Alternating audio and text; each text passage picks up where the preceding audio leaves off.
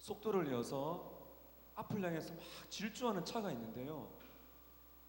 차가 잠시 멈출 때가 있습니다. 우선 멈춤, 스탑 사인이 있을 때는 반드시 멈추어야 되는 것입니다. 그렇지 아니하면 대형 사고가 납니다. 지금까지 한국 교회는 정신없이 앞을 보며 달려가는 차와 같습니다. 그런데 코로나19 때문에 전례 없는 현장 예배 중단, 이런 일들을 우리가 겪게 되었죠.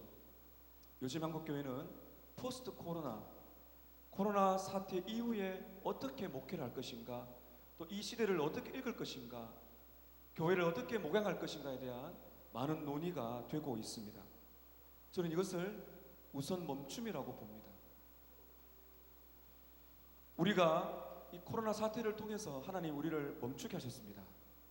예배에 대해서, 또 가정의 경건을 돌아보게 하시고, 또 대사회적으로 우리 교회가, 한국 교회가 어떻게 이 사회를 섬길 것이며 영향력을 발할 것인가 자성을 하게 되었습니다. 그리고 이란 등 많은 주제를 바라보면서 우리가 속도를 무조건 내기보다는 한국 교회가 바른 방향으로 제대로 가는 것, 본질을 회복하는 것, 하나님께서 이런 것들을 위해서 우선 멈춤을 시키셨다고 보는 것이죠. 우리 개인에게도 마찬가지입니다. 하나님께서 우리의 신앙을 돌아보게 하기 위해서 멈추게 하실 때가 있습니다. 앞으로 주일 저녁 예배 때 학개서를 보게 될 것인데요. 학개서, 스가랴, 말라기는 같은 시대에 쓰여진 글이기 때문에 학개서는 제가 강해로 쭉 보고 기도하는 가운데 스가랴, 말라기까지 계속 갈지는 앞으로 좀 두고 보려고 합니다. 여러분, 현 시점에서 우리가 이 학개서를 보는 유익이 있습니다. 오늘 말씀을 통해서 우리가 보게 될 것인데, 학개서의 배경을 좀 살펴보고 첫 시간이니까 여러분과 함께 본문으로 들어가려고 합니다. 항상 성경을 볼 때 중요한 것이 있습니다. 우리가 성경을 볼 때 오늘 나에게 이 말씀이 어떤 유익이 있는가를 봐야 되지만은, 이 성경을 원독자, 처음으로 읽었던 이스라엘 백성들에게, 그들에게 어떤 의미가 있는지를 먼저 봐야 됩니다. 그리고 나서는 해석이라는, 적용이라는 브릿지 다리를 통해서 오늘날 우리에게 무엇을 말씀하시는가를 읽는 과정이 우리에게는 이 말씀을 찾아가는 훈련이 되는 것입니다. BC 586년에 이스라엘, 유다는 바벨론의 침공을 당해서 함락당하고 성전이 파괴가 됩니다. 그리고 유대민족 대부분은 바벨론의 포로로 끌려가게 되죠. 이후에 바벨론이 멸망하고 바사, 페르시아 나라가 등장하면서 이 고레스가 바벨론을 멸망시킵니다. 이 고레스가 바벨론을 멸망시킨 그 다음 해에 기적 같은 일이 일어나는데요. 유대인들에게 돌아가라고 말을 합니다. 돌아가서 성전을 재건하라. 이 기적입니다. 이것은 하나님의 약속, 주권적인 은혜의 성취라고 볼 수가 있습니다. 그래서 유대민족들은 드디어 하나님의 약속 때문에 고향으로 돌아오게 되죠. 바벨론에서 돌아오는 이 포로들 가운데 누가 있었는가 하면은 학개와 스가랴와 같은 선지자들이 있었어요. 이 학개를 읽을 때는 에스라서를 같이 읽어야 됩니다. 동시대의 일이 있기 때문입니다. 그래서 에스라서 5장에 보게 되면 학개와 스가랴 선지자의 활동이 잠시 기록이 되어 있습니다. 중요한 내용을 제가 말씀드리려고 합니다. 이스라엘 백성들이 전적인 하나님의 은혜로 포로에서 돌아옵니다. 예루살렘으로 돌아와서 2년이 딱 지났을 때 어떤 일이 일어나는가 하면은 성전을 이제 짓습니다. 성전에 제단을 쌓고 기초를 딱 놓았는데 대적들이 이 성전 재건을 방해합니다. 그래서 열심을 내어서 무너진 이 성전을 재건하려고 하는데 이 대적들의 반대에 힘입어서 그동안 나왔던 이 기초를 놓았지만은 이 성전은 재건되지 못하고 방치가 됩니다. 시간이 지납니다.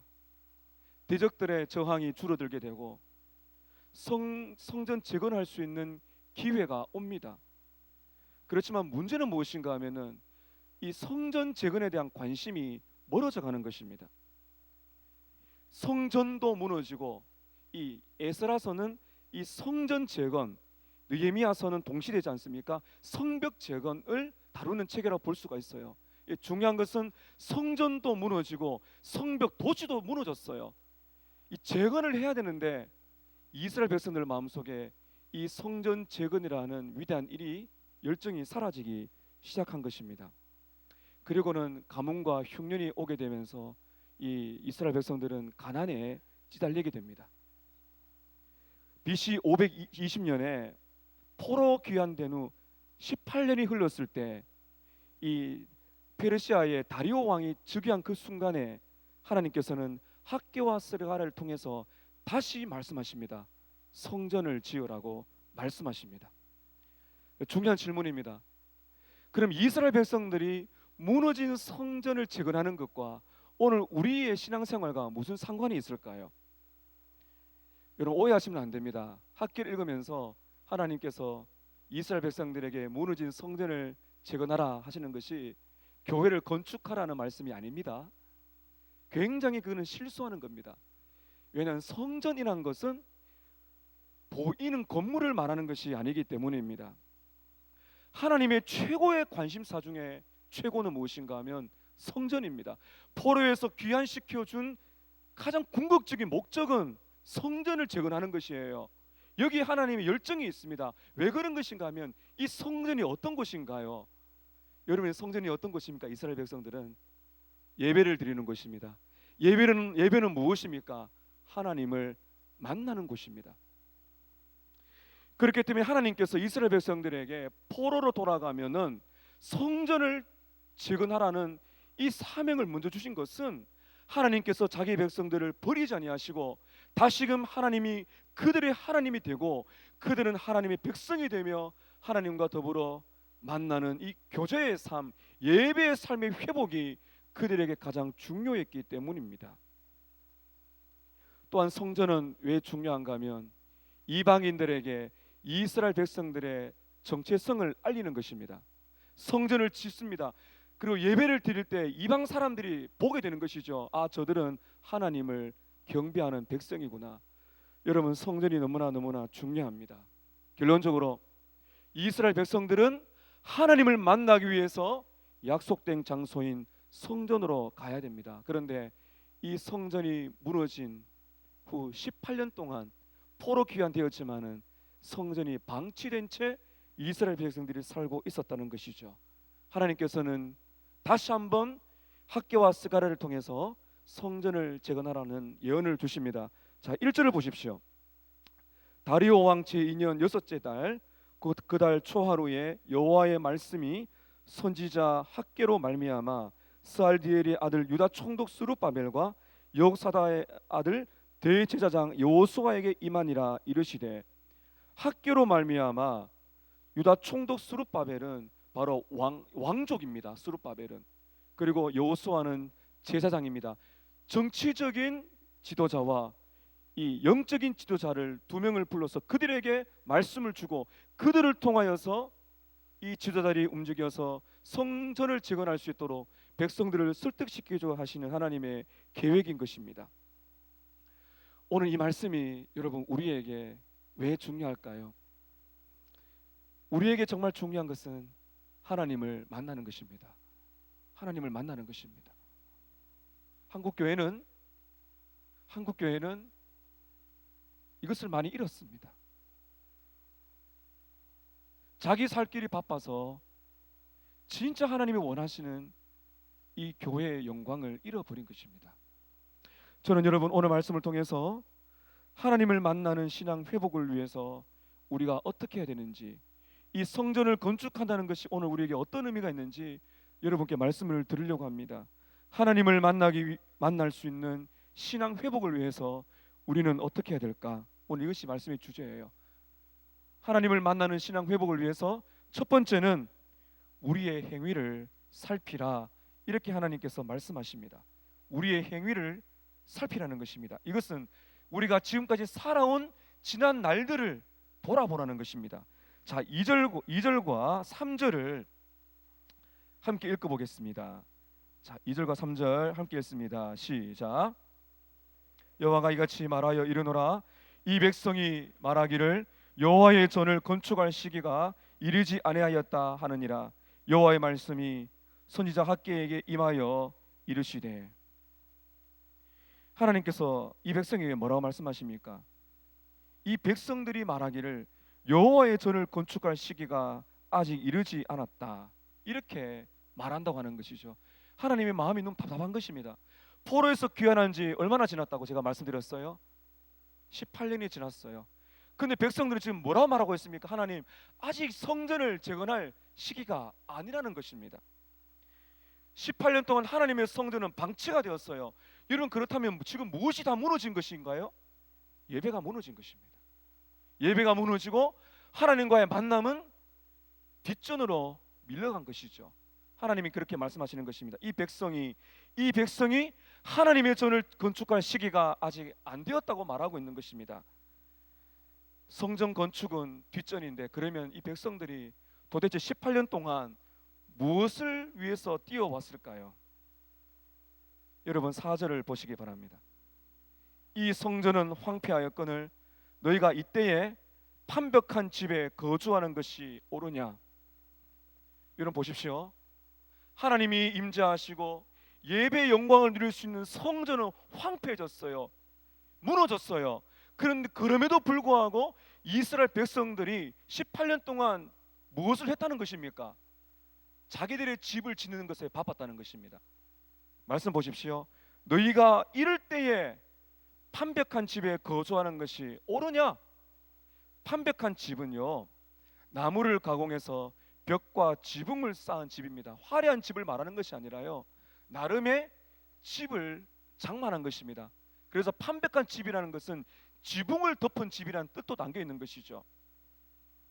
하나님의 마음에 아픔이 느껴지십니까? 하나님이 이렇게 말씀하시는 것입니다. 나의 집은 무너졌고 성전에 지붕은 없는데 어떻게 너희들은 너희들의 집에 지붕을 쌓기에 바쁘냐? 그것이 맞냐? 근데 아직 성전을 짓는 것이 때가 이르다고 어떻게 그렇게 말할 수 있느냐? 하나님께서 이렇게 말씀하시는 겁니다. 이것을 한마디로 영적인 무관심이에요. 하나님을 무시하는 처사지요. 사실 이때는 경제적으로 좋은 시기가 아니었어요. 포로에서 귀환했지만은 여전히 그들은 세금을 바쳤습니다. 여전히 그들은 완벽한 독립이 아니었습니다. 그리고 가난과 흉년이 왔습니다. 경제적으로 어렵고 가난하다고 아우성 쳤지만은 하나님이 뭐라 그러십니까? 너희들이 그렇게 가난하고 돈이 없다고 말하는데 어떻게 너희들이 먼저 너희들의 집에 뚜껑은 덮는데 성전은 방치된 채 어떻게 예배를 무시하며 살 수 있느냐? 여러분, 오해하지 마세요. 교회를 지으라는 말이 아니라 하나님의 중심, 예배가 무너졌다. 너희들의 관심이 지금 어디 있느냐는 것이죠. 이스라엘 백성들은 지금 성전이 관심이 아닙니다. 하나님의 은혜로 포로에서 돌아왔지만 자기들이 먹고 사는 것에 다 마음이 바빠서 예배드리는 것, 하나님을 만나는 것은 뒷전으로 밀려났다고 말하고 있는 것이죠. 여러분, 4절을 다시 한번 보시면요, 이 4절에 너희가가 사실 3번이나 반복이 됩니다. 그래서 원문에 각각 읽어보면 이렇게 되어 있어요. 너희가 이때에 너희를 위하여 너희의 지붕을 덮은 집에 사는 것이 옳으냐? 이거는 무슨 말인가요? 이스라엘 백성들이 하나님의 은혜로 옛 땅으로 돌아와서 독립을 누렸지만은, 신앙의 자유를 누리고 있지만은 그들은 여전히 자기 중심에 빠져서 자기의 일에 바빠서 예배, 하나님을 만나는 일에 뒷전을 두었다는 것이죠. 하나님께서 이들에게 내리신 처방책이 무엇입니까? 회복시킬 수 있는 방법이 무엇인가요? 5절 보시기 바랍니다. 함께 읽습니다. 5절 시작. 이제 만군의 여호와가 이같이 말하노니 너희는 너희의 행위를 살필지니라. 여러분, 우리 성도들은 생각을 하는 분들입니다. 이 살필지니라 말은 자기 점검을 하라는 거예요. 너희들이 지금까지 어떻게 살아왔는지 곰곰하게 생각을 해보라는 것입니다. 하나님이 지금 우선 멈춤을 시키셨어요. 지금 우리에게도 말씀하십니다.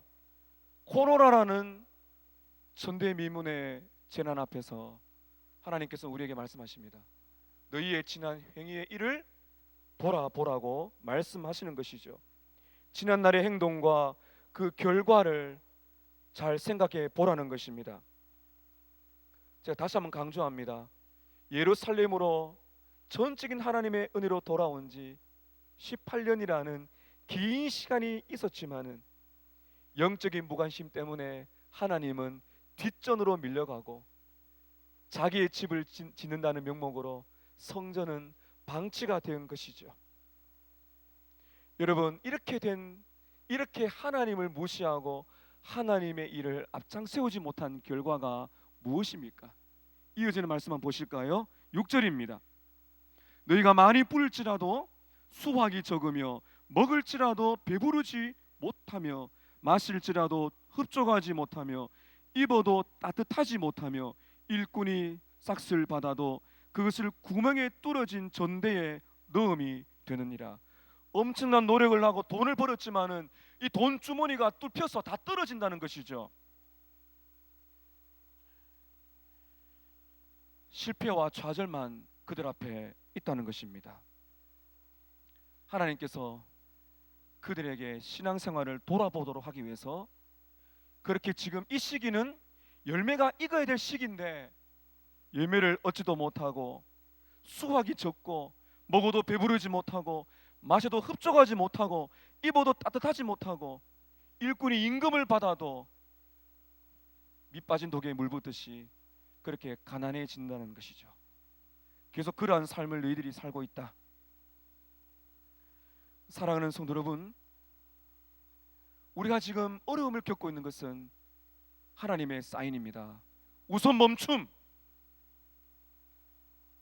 잠시 멈추라는 것이죠. 너희의 행위를 돌아보라는 것입니다. 내가 어떻게 살아왔는지 생각하는 성도가 되어야 됩니다. 7절에 다시 한번 반복합니다. 만군의 여호와가 말하노라 너희는 자기의 행위를 살필지니라. 돌아보라는 것이에요. 구약의 전도자는 전도서 7장 14절에서 이렇게 우리에게 말합니다. 한번 따라 하십시다. 형통한 날에는 기뻐하고 공고한 날에는 뒤돌아보라. 전도서 7장 14절이에요. 형통할 때는 기뻐하고 공고한 날에는 되돌아보라. 내가 어떻게 걸어오고 있는지를 생각해보고 내 길이 바르게 가고 있는지를 돌아보라는 겁니다. 계속 이렇게 말씀이 이어져요. 이 두 가지, 형통한 날에는 기뻐하고 공고한 날에는 되돌아보라, 이 두 가지를 하나님이 병행하게 하사 사람이 그의 장래의 일을 능히 헤아려 알지 못하게 하셨느니라. 하나님께서 형통한 때, 공고한 때를 섞어서 주시는 이유는 하나님이 이 두 가지를 병행하게 하사 사람이 그의 장래의 일을 헤아려 알지 못하게 하심이라. 하나님의 한 손에는 형통을, 하나님의 한 손에는 고난을 주십니다. 왜 그렇습니까? 우리로 내 행위를 돌아보라고 말씀하기 때문인 것입니다. 아마 여러분 중에 이런 질문이 계실 거예요. 내가 하나님을 무시하며 살아감에도 불구하고 돈을 많이 버는 것은 어떤 이유죠? 슬펄절 목사님은 말합니다. 그러한 번성은 결코 복이 되지 못할 것을 곧 보게 될 것입니다. 여러분, 오히려 내가 어려울 때, 내가 하나님을 떠나 있을 때, 신앙적으로 내가 메말라고 떠나 있을 때 공고함이 찾아오는 것이 오히려 우리 복이에요. 돌아가라는 하나님의 사인을 받을 수 있기 때문입니다. 여러분, 그래서 우리는 우리 자신과 한국교회가 이렇게 어려울 때에 우리는 먼저 우리의 신앙을 돌아볼 필요가 있는 것입니다. 영적인 우선 멈춤의 시간입니다. 여러분, 저는요, 하나님께서 우리 한국교회를 강제적으로 멈추셨다고 그렇게 생각합니다. 차가 달려가는데 강제적으로 멈추신 거예요. 스탑! 너희의 행위를 돌아보라. 어떻게 살아왔는지, 교회의 성장이 무엇인지, 복음의 본질이 무엇인지, 어디에 빛과 소금의 역할이 있는지, 이 세상을 살릴 만한 성도가 되는지, 혹시 먹고 사는 것 때문에 하나님은 뒷전에 있지 않았는지, 하나님께서는 한국 교회를 강제적으로 멈추신 거예요. 그리고는 이단을 하나님께서는 보게 하셨습니다. 그 수많은 사람들이 이 복된 예배당이 아니라 이단의 예배당이라고 말할 수 없겠죠. 거기에 모여서 마음을 다 빼앗긴 것을 보시면서 여러분 어떤 생각을 하셨습니까? 오늘 우리 중고등부, 우리 사랑부, 또 외국 예배부, 우리 청년부를 이미 시작했죠. 3주를 우리가 현장 예배를 드리지 못하다가 4주 때 현장 예배를 이렇게 드리는데, 제가 2부, 3부 때 너무 힘들었어요. 눈물이 나왔어요. 저도 울고, 이런 성도들이 많이 우셨어요. 하나님과의 만남, 이것은 온라인 예배도 물론 은혜가 있지만은 이 공동체의 회복, 현장에서 살아가는 성도들이 함께 모여 예배하는 동안에 하나님의 영광을 회복하는, 하나님의 임재를 경험하는 이 기쁨을 여러분 절대로 우리 놓칠 수가 없습니다. 우리 행위를 돌아보셔야 됩니다. 오늘 말씀 두 번째입니다. 하나님께서는 우리의 영적 회복을 위해서 삶의 우선순위를 바르게 하라고 말씀하십니다. 삶의 우선순위를 바르게 하라. 삶의 우선순위가 뭡니까? 오늘 계속 반복되는 단어가 나오죠. 자, 여러분 8절입니다. 하나님 오늘 우리에게 삶의 우선순위를 말씀하세요. 8절을 함께 읽겠습니다. 시작.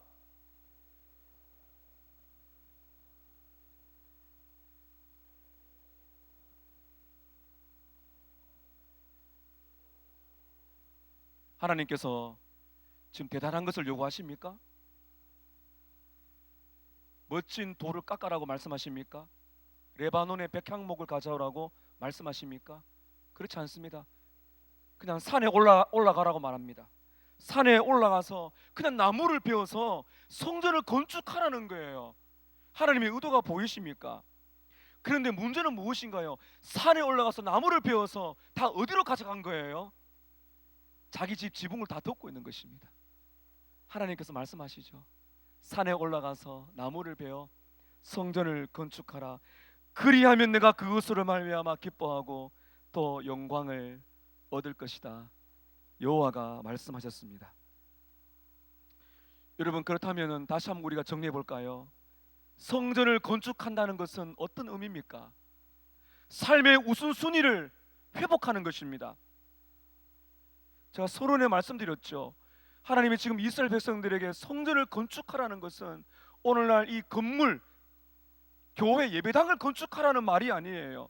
성전을 건축하라는 것은 교회 건축과는 아무런 관련이 없어요. 여기서 중요한 것은 무엇이라고 말씀드렸습니까? 구약시대의 성전은 하나님을 만나는 것입니다. 여기에 우선순위를 회복하라는 것이죠. 신약시대 때 이 성전은 무엇일까요? 요한복음 2장 21절에 예수님은 자기의 육체가 곧 성전이라고 말씀하셨습니다. 무슨 말입니까, 여러분? 오늘 우리가 성전을 짓는다는 것은 어떤 의미입니까? 예수님을 만난다는 것입니다. 구약시대의 성전은 하나님을 만난다는 상징이라면, 오늘 신약시대 때 여기서 말하는 성전 건축은 교회의 건축을 말하는 것이 아니라 신약시대 때 성전인 바로 예수 그리스도를 우선적으로 삼는 그 신앙을 회복하라는 것이죠. 여러분, 그렇다면 한 걸음 더 나아가 보시겠습니다. 고린도전서 3장 6절에 보면은 이런 말씀이 있습니다. 성령이 너희 안에 거하시기 때문에 너희가 곧 성전이라고 말씀하세요. 우리는 성령 하나님을 통해서 예수님과 연합이 되어 있습니다. 우리 안에 누가 계십니까? 성령 하나님이 계십니다. 그렇기 때문에 고린도전서 3장 6절은 뭐라 말하고 있습니까? 너희 안에 성령이 거하시면 너희가 곧 무엇이라고요? 성전이라고 말하는 것입니다. 그래서 여기가 성전이에요. 우리의 영혼이 말입니다. 성령이 거하시는 하나님을 만날 수 있는 임재 장소가 우리의 영혼입니다. 이 성전 대신 여러분 한 사람 한 사람이 모여서 예배 드리는 것이 바로 예배당인 것이고, 여기에 회집하여 예배를 드릴 때에 하나님의 성령이 우리 가운데 역사하셔서 하나님을, 예수님을 인격적으로 깊이 만날 수 있는 이 성전의 영광이 오늘 우리에게 열린 것입니다. 하나님께서 우리에게 말씀하십니다. 삶의 우선순위를 회복하라는 것이죠. 성전을 건축한다는 것은 무슨 말입니까? 하나님을 예배하는 일, 예수님을 만나는 일, 복음을 알고 복음을 기뻐하고 복음을 살고 복음을 퍼뜨리는 참된 교회의 본질을 회복하는 그 일, 그것이 진정한 우리의 최고의 관심사가 맞느냐? 함께 신앙 공동체를 세워나가는 것이 우리의 관심사가 맞느냐? 이렇게 주님께서 말씀하고 계신 겁니다. 오늘 학개서를 통해서 하나님께서 우리에게 성전을 먼저 건축하라고 말씀하시는데요, 이것을 예수님의 언어로 바꾸면은 이렇습니다. 마태복음 6장 33절입니다. 기억하시죠? 너희는 먼저 그의 나라와 그의 의를 구하라. 그리하면 이 모든 것을 너희에게 더하시리라. 학계를 통해서 하던 일을 잠시 멈추고 너희의 집을 지어 되지만은, 그러나 먼저 성전의 지붕을 얹어라. 예배를 드려라. 그 신약 시대의 무슨 말씀입니까? 너희는 먼저 그의 나라와 그의 의를 구하라. 하나님을 만나는 것, 하나님을 기뻐하는 것, 하나님을 예배하고 하나님을 내 인생의 목적으로 세우는 그것을 너희들의 인생의 최고의 관심사를 두라는 것입니다. 여러분, 그동안 우리는 우리의 삶의 우선순위를 어디로 가져왔습니까?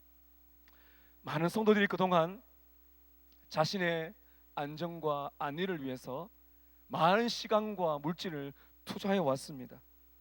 여러분의 관심, 여러분의 시간, 여러분의 에너지, 여러분의 물질을 그동안 어디에 많이 써오셨어요? 그 사용처를 한번 생각해 보십시오. 그러면 여러분의 우선순위를 알 수가 있습니다. 취미 생활을 합니다. 옷을 사고 먹을 것을 사고 또 육아비, 양육비에 지출을 하고 휴가를 즐기고 휴대폰 요금을 내고 쇼핑하는데 투자를 하지요. 여러분, 그런데요, 한번 생각해 보십시오. 하나님의 영광을 위한 하나님의 일에 우리는 너무나 인색한 삶을 살아오지 않았습니까? 시간이 없다고 말하는데, 드라마를 볼 시간이 있는데, 죄송합니다 여러분, 요즘에 너무나 인기가 많아서 뭐 트로트맨인가요? 그런 거 들을 시간이 있는데 성경 읽을 시간이 없다고요? 쇼핑할 시간이 있는데 가정예배 드릴 시간이 없다고요? 우리 학생들 밤을 새면서 취업 준비하고 공부할 시간이 있는데 성경 읽을 시간이 없다고요? 여러분의 주인은 누구십니까? 여러분의 삶의 우선순위는 어디에 있습니까? 나에게 필요한 것을 쓸 돈이 없다고 말하면서 헌금하는 것은 아까워하지 않습니까? 전도하는 일에, 선교하는 일에, 여러 성도들이 모이는 목장 모임에 시간이 없고 아깝다고 말하면서 여러분의 가정일을 위한 시간은 투자하지 않습니까? 예배 드리는 시간은 잊어버려도 여러분이 정말 중요하게 생각하는 시간은 정확한 시간에 하지 않습니까? 교회에서 무슨 일을 맡기면 바쁘다고 핑계를 많이 대는데요, 다 핑계죠. 바빠서 못하는 것이 아닙니다. 우선순위가 어디에 있는가가 중요한 것입니다. 우선순위가 주일, 월화 수목 금토지만은 많은 성도들이 거꾸로 살아가고 있습니다. 주말이에요, 주말. 오전에 예배 한번 딱 드리고 다 합니다. 이러면 주위를 돌아보세요. TV 보죠, 쇼핑하죠, 근데 예배 드리자 그러면 시간을 아까워해요. 모여서 기도하자 그러면 아까워합니다. 우리의 삶의 우선순위는 여러분 어디로 갔습니까? 공동체를 세우는 전도하자, 선교하자 그러면은 성도들이 잘 모이지 않습니다. 야유회 가자 그러면은 버스에 우리 성도들이 꽉 찹니다. 앞으로 우리 교회 예배가 더 부흥되기를 축복합니다. 사랑하는 여러분, 하나님의 마음을 보세요. 이 백성이 성전은 황폐했는데 어떻게 너희의 집을 편백한 집 지붕을 그렇게 덮으면서도 나의 집은 지붕이 없는 채 18년이나 방치되고 살고 있느냐. 여러분, 이렇게 살아왔기 때문에 우리에게 지금 한국 교회에 재난이 온 것이라고 알아요. 이렇게 살면 아무리 열심히 발버둥 쳐도 우리의 삶이 무너진 것을 경험하게 될 것입니다. 여러분, 9절부터 11절을 보시기 바랍니다. 9절입니다. 너희가 많은 것을 받았으나 도리어 적었고 너희가 그것을 집으로 가져갔으나 내가 불어버렸느니라. 하나님이 불어버리면요, 그 물질, 건강, 가족 하나님의 손에 딱 달려있죠. 나 만군의 여호와가 말하노라. 이것이 무슨 까닭이냐? 너희 집은 황폐하였으되 너희는 각각 자기의 집을 짓기 위하여 그렇게 빠르게 살아가느냐. 10절에 그러므로 너희로 말미암아 하늘은 이슬을 그쳤고 땅은 산물을 그쳤으며 11절에 내가 이 땅과 산과 곡물과 새 포도주와 기름과 땅의 모든 소산과 사람과 가축과 손으로 수고하는 모든 일에 한재. 여러분, 이것은 가뭄을 말하는 겁니다. 가뭄을 들게 하였다. 이 모든 것은 하나님의 주권적인 일이라고 말씀하고 계신 것입니다. 사랑하는 성도 여러분, 오늘 이스라엘 백성들을 살리기 위해서 하나님께서는 성전을 건축하는데 빨리 움직이라고 말씀하시죠. 무슨 말입니까? 하나님은 우리의 복의 근원이십니다. 하나님은 우리의 삶의 목적이십니다.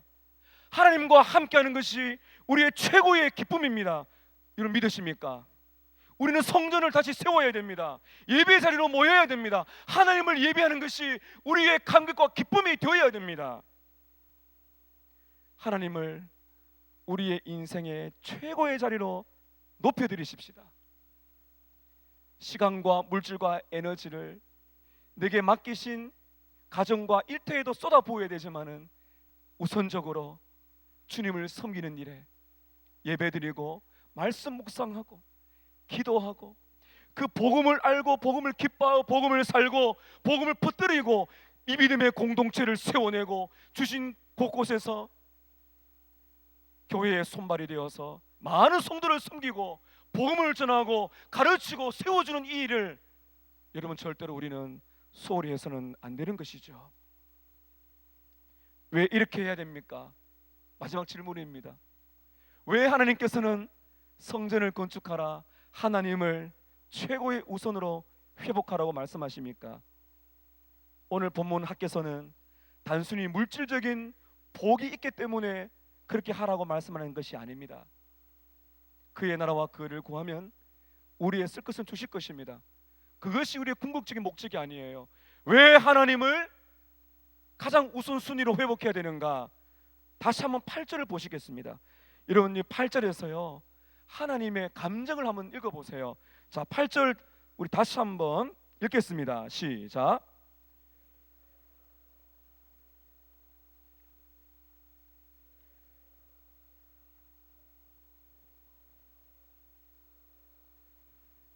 성전을 건축하는 것, 하나님을 가장 우선순위에 두는 것은 궁극적인 목적이 어디에 있습니까? 너희는 산에 올라가서 나무를 가져다가 성전을 건축하라. 그리하면 내가 그것으로 말미암아 기뻐할 것이다. 하나님의 기쁨이 거기에 있는 것입니다. 하나님께서 행복해하세요. 하나님이 즐거워하세요. 여러분 때문에 말입니다. 내가 또한 영광을 얻으리라. 하나님의 영광은 하나님을 가장 높이는 자를 통해서 하나님 영광 받으시고 영광이 나타나게 된다는 것입니다. 이렇게 우리가 살도록 하기 위해서 구주 예수께서 죽으셨고, 그분이 곧 성전이 되셨고, 그분을 믿음으로 모시는 자들에게는 성전이 되어 우리가 그분을 영화롭게 할 수 있는 이 복된 은혜를 우리가 받게 된 것입니다. 성령 하나님께서 여러분을 영원히 떠나지 않습니다. 그래서 하나님은 우리를 성전으로 함께 지어져 간다고 에베소서에서 바울이 말하고 있는 것입니다. 우리 모두는 하나님의 성전으로 지어져 갑니다. 사랑하는 성도 여러분, 경제적으로 많이 어려우시죠? 병 때문에 고통스러우시죠? 많이 힘드시죠? 하나님은 알고 계십니다. 그럼 하나님은 뭐라 말씀하십니까? 성전을 먼저 건축해라. 하나님과의 바른 관계를 회복하면, 하나님을 인생의 최고의 목적으로 두면 내가 기뻐할 것이다. 그리고 내가 영광을 받을 것이다. 그리고 여러분의 고통받는 것들 하나님의 때 하나님의 방법으로 해결해 주실 것입니다. 가장 중요한 우선순위를 놓치지 마십시다. 사랑하는 성도 여러분, 우리 예배에 큰 하나님의 은혜 회복이 있고, 우리의 자녀들, 우리 또 사랑부, 외국 예배부, 그리고 6월달에 이제 곧 시작할 우리 어린이 유아 유치부까지, 그리고 우리 자녀들을 데리고 오셔서 예배 자리로 오시기를 부탁합니다.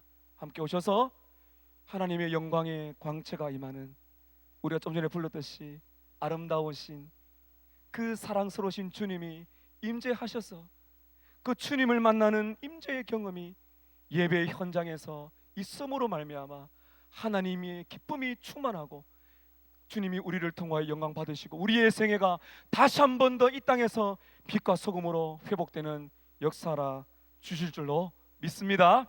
아멘.